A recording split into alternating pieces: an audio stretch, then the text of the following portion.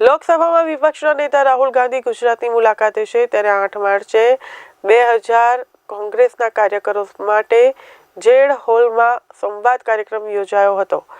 આ કાર્યક્રમમાં જિલ્લા અને શહેરના કોંગ્રેસના હોદ્દેદારો અને સેલ ડિપાર્ટમેન્ટના પ્રમુખો પણ હાજર હતા। જ્યારે રાહુલ ગાંધીના નિવેદનને લઈને ભાજપના મીડિયા કન્વીનર યજ્ઞેશ દવેનું નિવેદન સામે આવ્યું છે। તેમણે કહ્યું કે જ્યાં સુધી કોંગ્રેસ નેતાઓ જવાબદારી પૂર્ણ નહીં કરે ત્યાં સુધી જનતા મત નહીં આપે। જ્યારે તેમણે કહ્યું કે રાહુલ ગાંધીને આટલા વર્ષો બાદ જ્ઞાન થયું છે, જ્યારે ગુજરાતના બે નેતા નરેન્દ્ર મોદી અને અમિત શાહે દેશને નવી ઊંચાઈ સુધી પહોંચાડ્યો છે। કોંગ્રેસે નેતા રાહુલ ગાંધીએ દેશની બરબાદી વિચારીને કોંગ્રેસ પક્ષને ઐતિહાસિક હાર અપાવી। રાહુલ ગાંધી એવું બોલ્યા છે કે જ્યાં સુધી કોંગ્રેસના નેતાઓ પોતાની જવાબદારી પૂર્ણ નહીં કરે ત્યાં સુધી જનતા મત નહીં આપે। આટલા વર્ષે રાહુલ ગાંધીને આ જ્ઞાન થયું।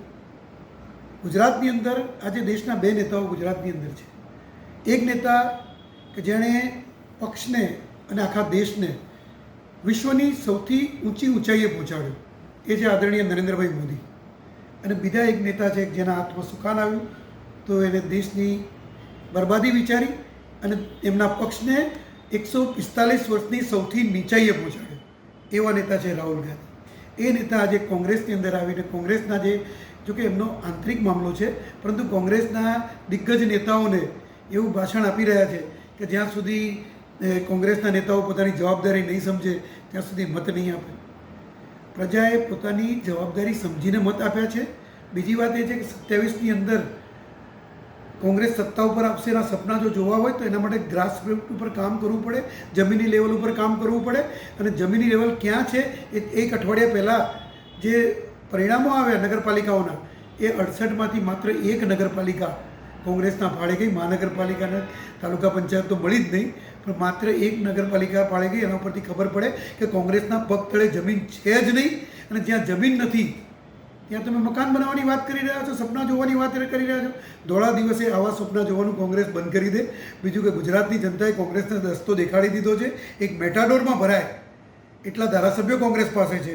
બીજું કે રાહુલ ગાંધી એવું પણ બોલ્યા કે દેશને નેતાઓ ગુજરાતે આપ્યા છે। મહાત્મા ગાંધીને સરદાર વલ્લભભાઈ પટેલનો ઉલ્લેખ કર્યો, પણ સાથે સાથે એમને એ પણ વિચાર્યું અને મારે પણ આભાર માનવો જોઈએ કે આદરણીય નરેન્દ્ર મોદી અને અમિતભાઈ શાહ પણ ગુજરાતે જ આપ્યા છે। એટલે જે દેશને નેતાઓ ગુજરાતે આપ્યા છે એ સાચું બોલ્યા।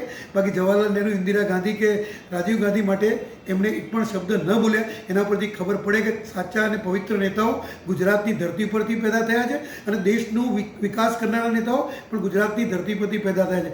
ગુજરાતની જનતાને કે ગુજરાતના કોંગ્રેસના નેતાઓને શિખામણ આપવા માટે આવ્યા પહેલાં એમણે એ વિચારવું જોઈએ કે જે દિગ્ગજ નેતાઓ ગુજરાતની અંદર વર્ષોથી કામ કરી રહ્યા છે એને તમે શિખામણ આપો છો, પરંતુ નેતૃત્વનો અભાવ છે, તમારા નેતૃત્વનો અભાવ છે, સોનિયા ગાંધીના નેતૃત્વમાં અભાવ છે।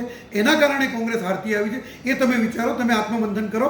પરંતુ ખેર, આ તમારો આંતરિક મામલો છે। આંતરિક મામલામાં ભારતીય જનતા પાર્ટી તો પડવા માગતી નથી, પરંતુ જનતાએ તમને રસ્તો દેખાડી દીધો છે, એ જનતા પણ જાણે છે।